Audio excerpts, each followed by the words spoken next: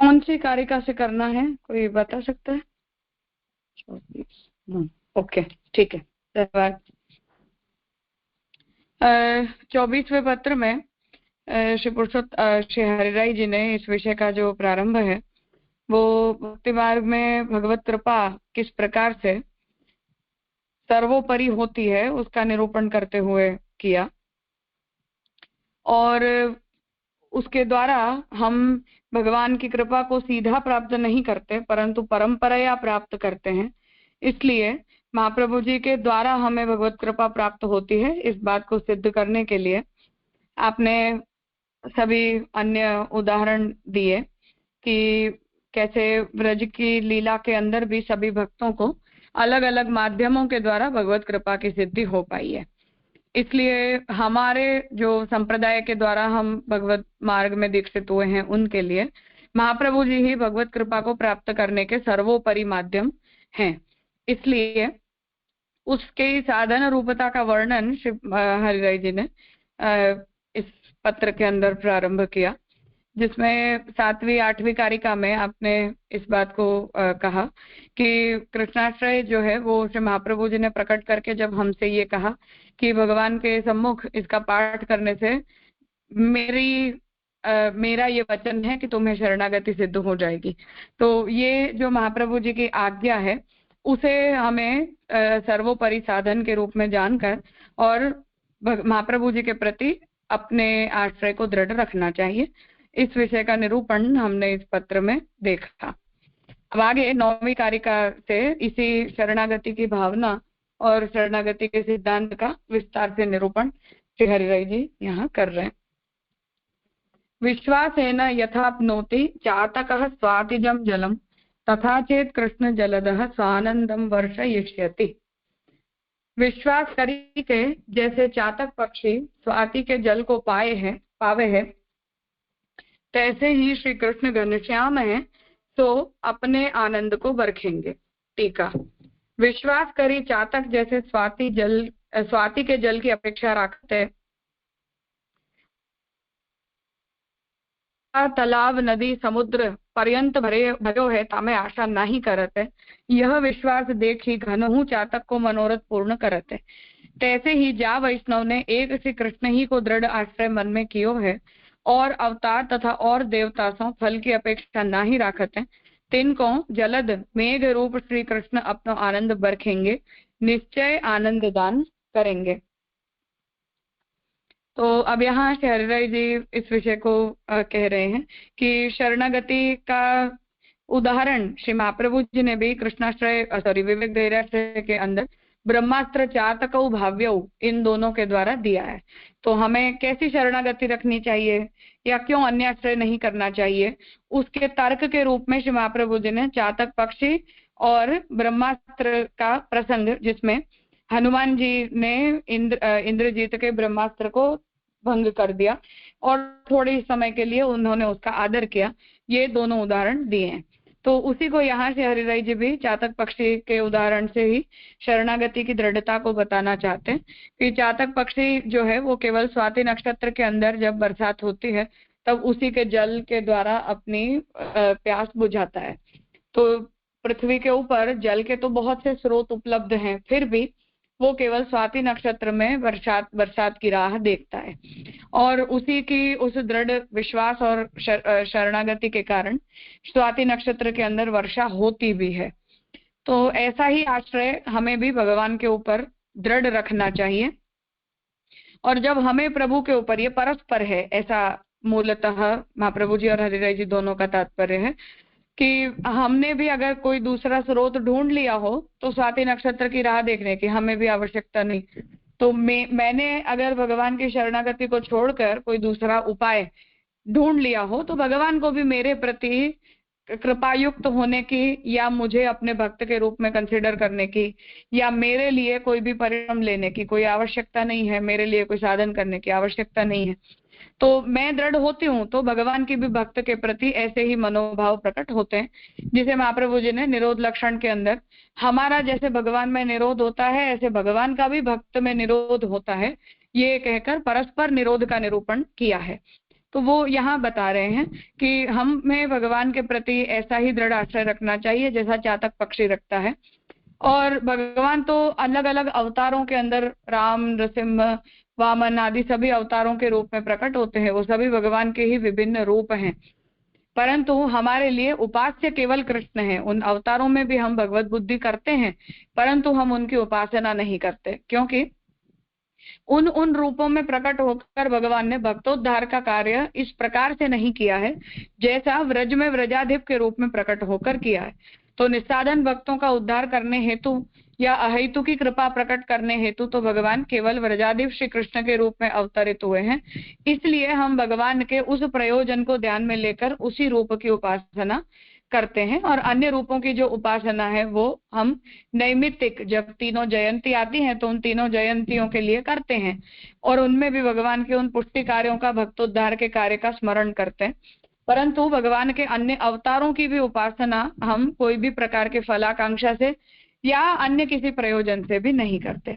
और अन्य देवताओं की भी तथैव कोई भी प्रकार के लौकिक या पारलौकिक फलों को प्राप्त करने हेतु कृष्ण के अतिरिक्त किसी भी देवता की उपासना पुष्टि भक्ति मार्ग के अंदर पाप है, अन्याश्रय है, निषिद्ध है।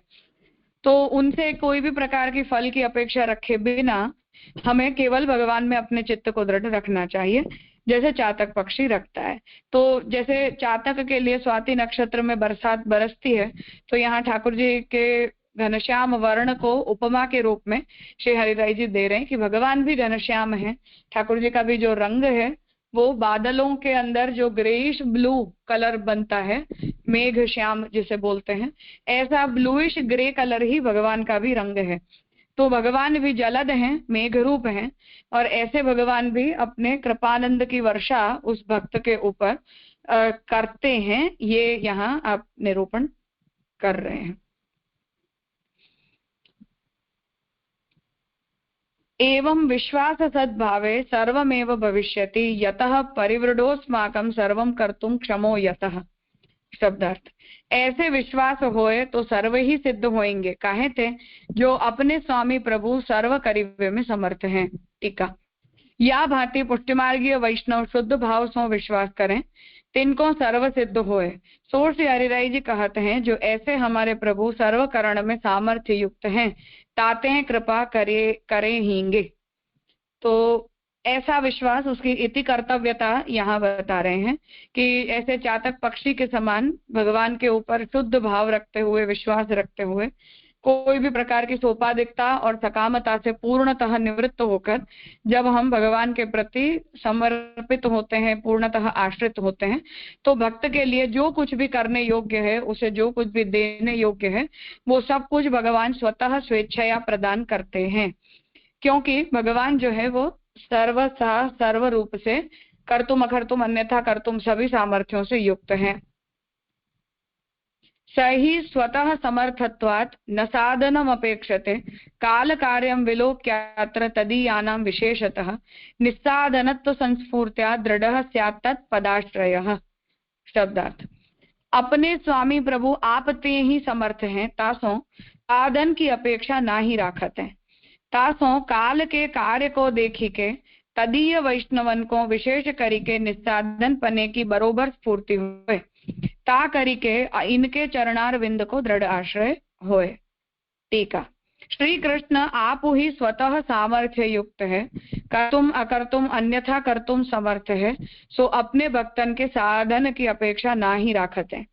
जो यह इतनो साधन करे तो यह फल होए, यह तो अन्य देवता में है, जो जितनो साधन करे तितनो लौकिक फल दे, सो श्री कृष्ण में ना ही है।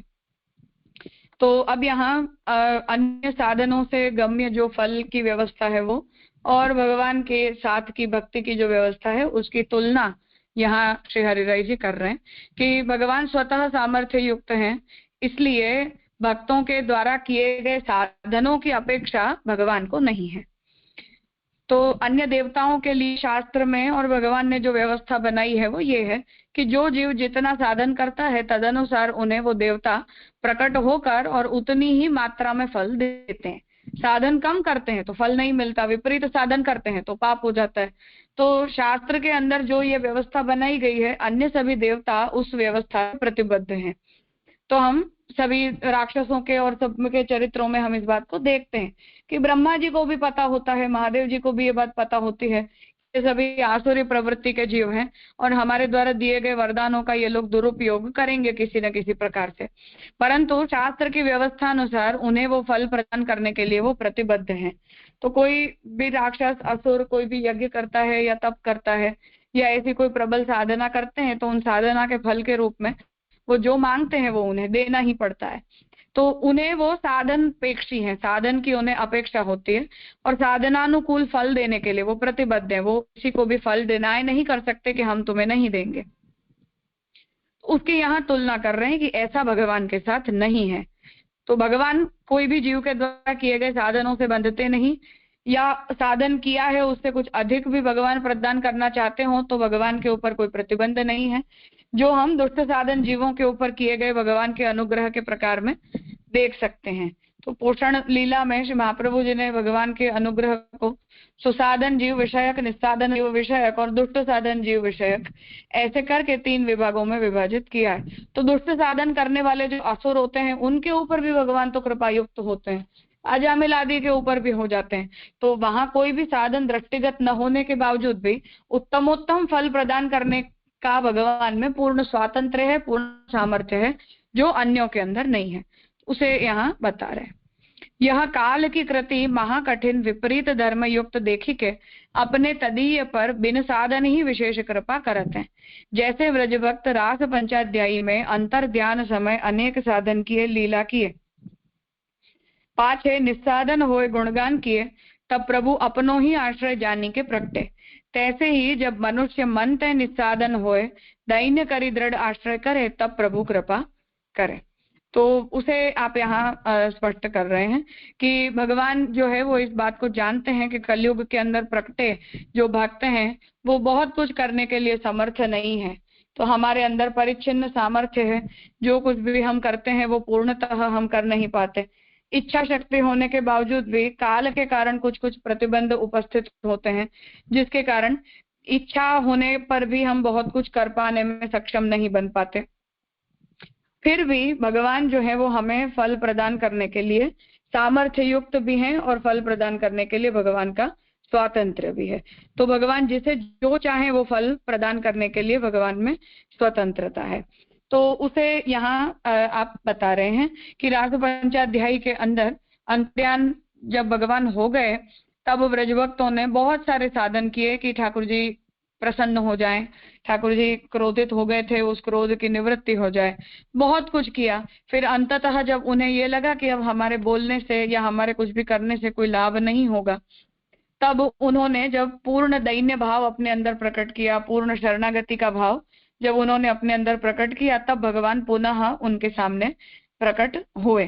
दामोदर लीला के प्रसंग में भी यही चरित्र हम देखते हैं कि यशोदा जी ने भी ठाकुर जी को बांधने के बहुत प्रयास किए और अंततः जब उन्होंने प्रभु के सामने इस बात को मान लिया कि मुझसे नहीं बंधेंगे, तब भगवान ने स्वतः बंधना स्वीकार किया।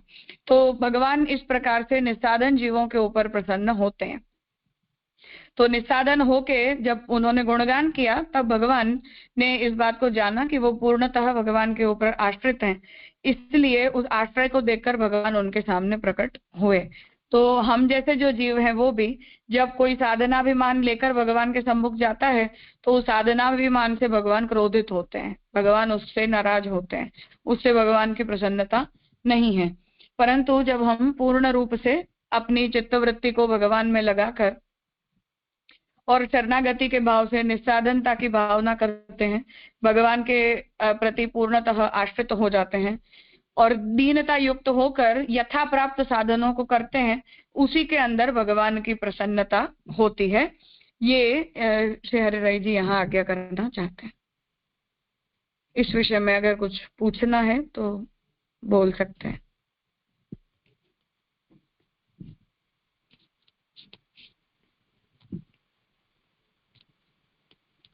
हाँ स्वाति बहन। हाँ धन्यवाद मैडम राजा। राजा ये निसाधनता को भाव समझ में आयो, लेकिन यहाँ जो शब्द यूज किया संस्फूर्त्या, तो वो भाव के संदर्भ में ही लेनो है ना, कि कुछ वाको गूढ़ अर्थ भी है? नहीं, भावार्थक ही है। ओके जी, क्योंकि जो गुजराती में स्फूर्ति लिखो है ना, तो स्फूर्ति को तो अर्थ थोड़ो अलग हो जाएगा ना। हाँ, यहाँ वो भगवत भाव, भगवान के स्वरूप का विचार, निस्सादनता की भावना, उन्हीं अर्थों में प्रयुक्त है। जी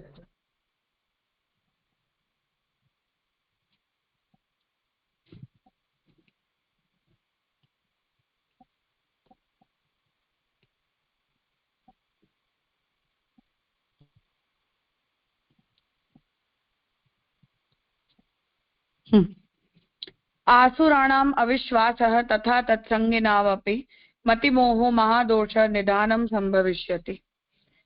असुर जीव को ही प्रभु में अविश्वास है, तैसे इनके संगी को हु अविश्वास है। ताते इनमें सु काहू को संग होए तो मतिमोह रूप महादोष के निदान को अवश्य संभव है। टीका, जिनके मन में अविश्वास है सो केवल असुर ही है। तिनको जो कोई संग करे तिनको हूँ आसुरावेश रूप अविश्वास होए, ताते उनको संग न करनो। या जीव को मति को मोह भयो है, ताते दोष रूप हो रहे है। ताते निस्साधनता नाही आवत है, अहंता दोष सहित है। अपन को यह जानत है जो मैं ही करत हूँ, यह अज्ञान दोष कबहू न दूरी होए। तो अब यहाँ शरद जी ये आज्ञा कर रहे हैं कि भगवान के ऊपर अविश्वास किन्हें हो सकता है, तो उसकी संभावना जो है वो यहाँ बता रहे हैं कि भगवान के ऊपर अविश्वास आसुरी जीवों को होता है, और उन आसुरी जीवों के संग के कारण दैवी जीव को भी जो आसुरावेश होता है, उस आसुरावेश के द्वारा ही हमारे चित्त में भगवान के लिए संशय उपस्थित होता है, भगवान के प्रति अन्यथा भाव हमारे अंदर भी प्रकट हो सकते हैं, अर्थात दैवी जीव के अंदर भी प्रकट हो सकते हैं। तो उसे यहाँ बता रहे हैं कि उनका संग हमें कभी नहीं करना चाहिए, और ऐसों का संग करने पर ही हमारी जो बुद्धि है वो भ्रमित हो जाती है, मोह होता है। मोह से भगवान के ऊपर अविश्वास होना आदि दोष प्रकट होते हैं। इसलिए निस्साधनता न आ पाना, अहंता युक्त होना, ये सब कुछ जो है वो अज्ञान जन्य है, और ये सभी यदि हम ऐसे दुष्टों का संग करते हैं या आसुरी जीवों के साथ रहने के कारण आवेश से युक्त होते हैं, तो ऐसे हमारे जो भी विपरीत मनोभाव हैं उन मनोभावों की निवृत्ति नहीं हो सकती है। यथा पूर्व कथां श्रुत्वा भगवत्पाद सेविनां स्वस्मिन् दैन्य समुत्पत्ति तथा साधन नाशनम। शब्दार्थ, भगवान के चरणार विंद को सेवन करीवे वारेन की पहले की प्रहलाद आदि की कथा सुनी के जैसे अपने में दैन्य की बरोबर उत्पत्ति होते है, तैसे साधन को नाश होते है। टीका, जब पूर्व जो प्रथम के भक्त प्रहलाद जी तथा व्रजभक्त आदि श्री भागवत में कहे हैं, तथा पुष्टि मार्गीय श्री आचार्य जी महाप्रभु के सेवक 84 वैष्णव की वार्ता प्रभृति कथा सुने, प्रथम या भांति सेवा करी है, मैं कहा करत हूँ या भांति दैन्य होए भगवत सेवा करे, तब निस्साधन होए, सर्व दोष दूरी होए। ताते श्रवण मुख्य सेवा को पोषक है। ताते श्री आचार्य जी महाप्रभु भक्ति वर्धिनी में कहे हैं, सेवायाम व कथायाम व दो कर्तव्य है, सो भगवत सेवा प्रीति सो करें, भगवदीय के मुखते कथा सुनिवेते दैन्य होए, ता करी के अहंता रूप मैं साधन करत हूँ, यह दोष को नाश होए। तो यहाँ अब ऐसे जो भी हमारी अहम भाव होती है या हमारे अंदर निस्साधनता का भाव नहीं आ पाता, ऐसी जो भी हमारे विपरीत भाव हैं उनकी निवृत्ति का उपाय श्री हरिराय जी यहाँ बता रहे हैं कि जब हम आसुरावेशियों के साथ होते हैं या आसुरी जीवों के साथ होते हैं, तब हमारी चित्तवृत्ति ऐसी विपरीत बन जाती है। इसलिए उसके निवारण के लिए भक्तों के चरित्रों का श्रवण मनन चिंतन हमें करना चाहिए। तो प्रहलाद जी आदि के जो चरित्र, उत्तम भक्तों के जो चरित्र व्रज भक्त आदि के जो हमें भागवत के अंदर प्राप्त होते हैं, तो भागवत जी का अनुसंधान करने से, वहां से भक्तों के चरित्रों को पढ़ने से हमारे चित्त में प्रेरणा आती है, भगवत भाव प्रकट होता है, विपरीत भाव हमारा जो है वो निवृत्त होता है, भगवान के अंदर शुद्ध भाव, निस्साधनता की भावनाएं प्रकट होती हैं। उसके साथ यहाँ बता रहे हैं कि उसी प्रकार से महाप्रभु जी के शिष्यों के जो चरित्र हैं, तो उनका भी अनुसंधान करने से हमारे अंदर दीनता के भाव प्रकट होते हैं, उत्तम वैष्णव के लक्षण प्रकट होते हैं। जो स्वाभाविक निस्साधनता संभवतः हमारे अंदर उपस्थित नहीं हो पाती, वो स्वाभाविक निस्साधनता का जो भाव है वो भी हमारे अंदर भगवान के भक्तों के चरित्रों का चिंतन करने से, अनुसरण करने से प्रकट होते हैं। इसलिए उनका अनुसंधान बनाए रखने पर हमारे जो भी प्राकृत दोष हैं या संभवतः कोई आसुरावेश हमारे अंदर प्रकट हो भी गया हो तो उसकी निवृत्ति हो सकती है। ये उपाय यहाँ श्री हरिराय जी बता रहे हैं। कुछ पूछना है?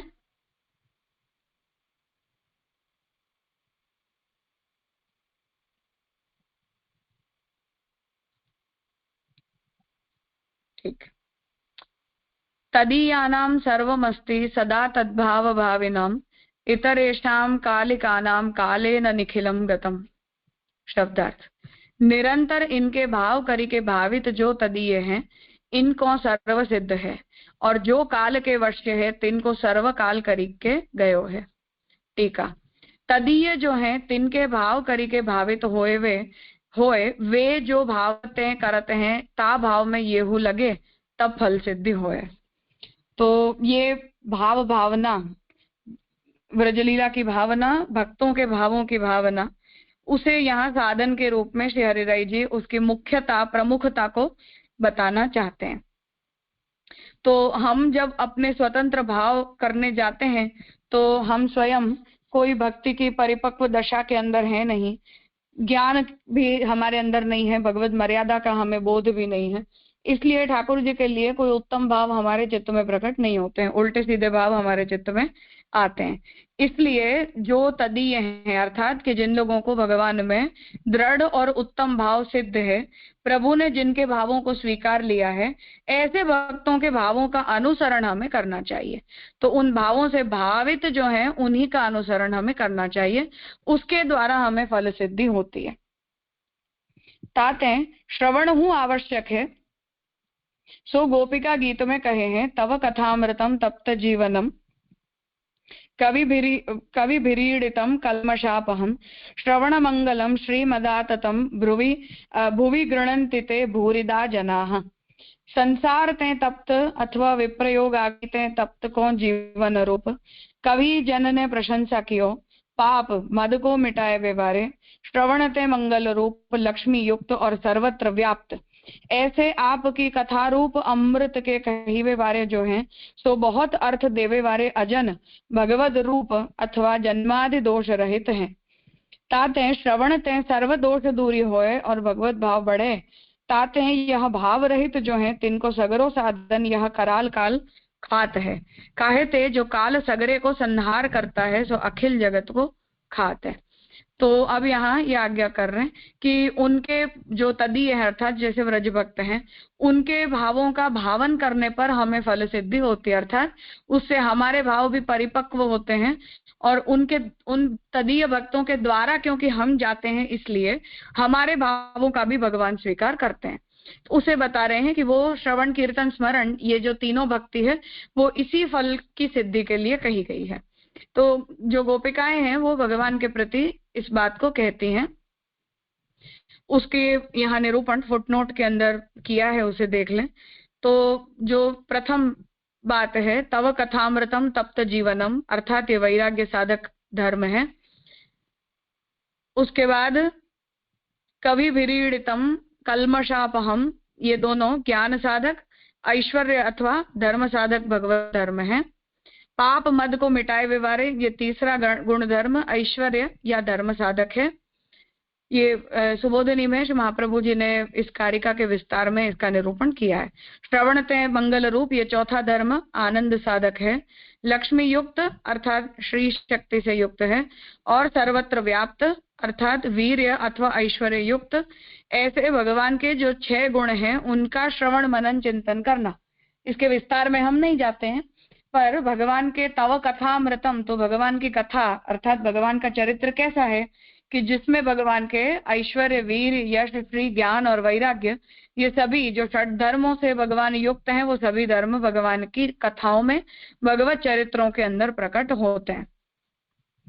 तो ऐसे षडगुण युक्त आपकी कथा आप जैसी है, अर्थात कि भगवान और भगवान के गुणों में, भगवान और भगवान के चरित्रों में, भगवान और भगवान के धर्मों में एकत्व है, भेद नहीं है, अद्वैत है, एकवद भाव है। ऐसा और श्री सुबोधिनी जी में निरूपण है। तो महाप्रभु जी ने इसका इस प्रकार से विस्तार किया है। जैसे लौकिक में राजा की मुख्य दीवान होए, राजा को मुख्य दीवान होए सोहू, ऐसे राजा के हजूरी के ऊपर हुक्म नहीं करी सकते हैं, किंतु इनसे डरपत है, तैसे ही काल भक्तन को कछु नहीं करी सकत है। तो उदाहरण दे रहे हैं कि काल का कार्य क्या होता है, नाश करना। तो काल कैसे घटता जाता है, तो हर क्षण कम होती जाती है, हर दिन कम होता जाता है, हर साल घटता है, बढ़ता नहीं है। हमें कम समय, हमारा समय कम होता जाता है, वो कटता जाता है, बढ़ता नहीं जाता। तो उसी प्रकार से काल का कार्य होता है नाश करना। तो उसी कलयुग के काल के कारण हमारा जो कुछ भी है वो सब कुछ काल तो नाश करने के लिए ही उद्यत है। परंतु जैसे कोई राजा का कोई बहुत करीबी व्यक्ति हो, वो राजा नहीं है, परंतु राजा के समीप होने के कारण सभी लोग राजा के मिनिस्टर से भी डरते हैं। उसके द्वारा हम जो है वो राजा, उसे राजा के ही प्रतिनिधि के रूप में देखते हैं, और राजा का हम जितना सम्मान करते हैं उतना ही उसके मिनिस्टर का भी सम्मान करते हैं। तो उसे यहाँ बताना चाहते हैं कि इसलिए हमें जो है वो भगवान के भक्त जो होते हैं उन्हें भी काल के द्वारा कोई भय नहीं होता। कब तक? जब तक वो भगवान के प्रति आश्रित होकर रहते हैं। तो जब हम भगवान के सम्मुख रहते हैं, भगवान के प्रति आश्रित होकर रहते हैं, तब तक काल हमारा कुछ नहीं कर सकता। परंतु भगवान से बहिर्मुख हो जाने पर, जो शिक्षा श्लोकी में महाप्रभु जी आज्ञा करते हैं कि ये काल का जो प्रवाह है वो तुम्हें खींच कर ले जाएगा, तो ऐसे जो महाप्रभु जी आज्ञा कर रहे हैं उस प्रकार से भगवान के प्रति अगर हम दृढ़ नहीं रह जाते, तब फिर काल का जो ये प्रवाह है, विपरीत प्रवाह, वो हमारे नाश करने के लिए भी उद्यत हो जाता है।